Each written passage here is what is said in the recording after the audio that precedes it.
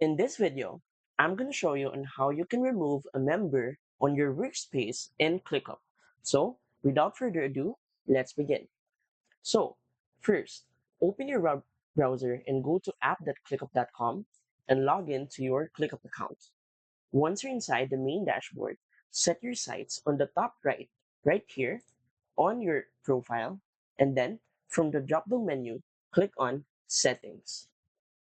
Then, under all settings right here, go under admin and click on people. From here, you would see all the current members in your workspace. So let's remove this member, for example. Simply go and hover your mouse on the rightmost part of your member and you will see this button right here.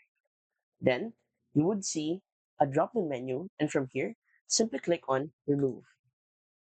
After that, ClickUp will confirm if you want to remove this member. So click again. And as easy as that, you have removed a member on your ClickUp workspace.